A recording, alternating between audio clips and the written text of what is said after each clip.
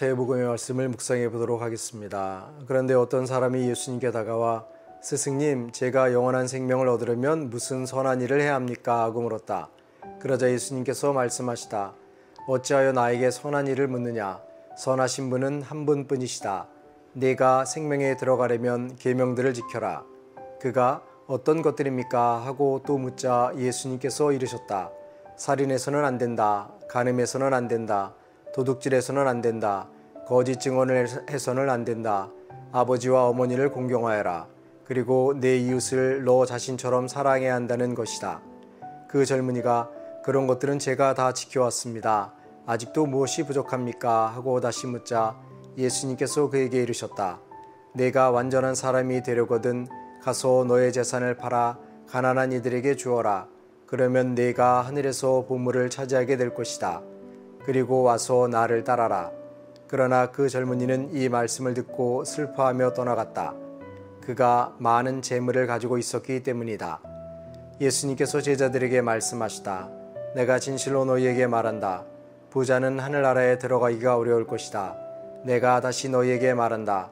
부자가 하느님 나라에 들어가는 것보다 낙타가 바늘구멍으로 빠져나가는 것이 더 쉽다.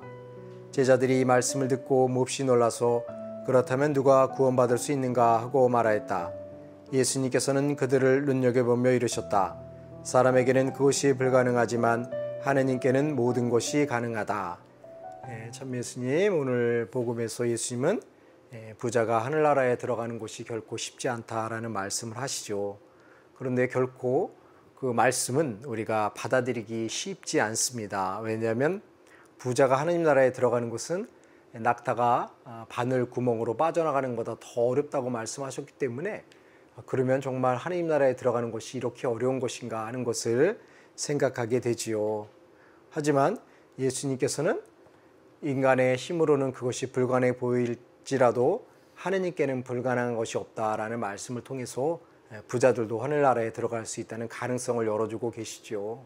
아마 대부분의 사람들은 스스로가 부자가 아니다라고 생각을 하기 때문에 이 복음 말씀이 편안하게 느껴진다고 생각할 수 있지만 막상 이 복음을 한 걸음 더 깊게 묵상해 보면 자신도 소유한 것들이 많기 때문에 나도 가난하지는 않지만 또 부자가 아니다라고 말하는 것도 쉽지 않다라는 것을 느낄 수 있겠죠.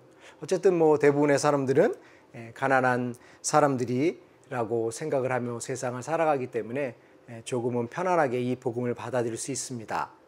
그런데 여기서 재미있는 사실은 부자가 하늘나라에 들어가는 것이 어렵다고 했기 때문에 가난한 사람들이 당연히 하늘나라에 들어가는 것이다 라고 말할 수도 없다는 것이죠. 그래서 가난하기 때문에 당연히 하늘나라에 들어가는 것을 보증받았다라고 이야기할 수 없다는 사실을 우리가 명확하게 깨달아야 되지 않나 하는 생각을 합니다.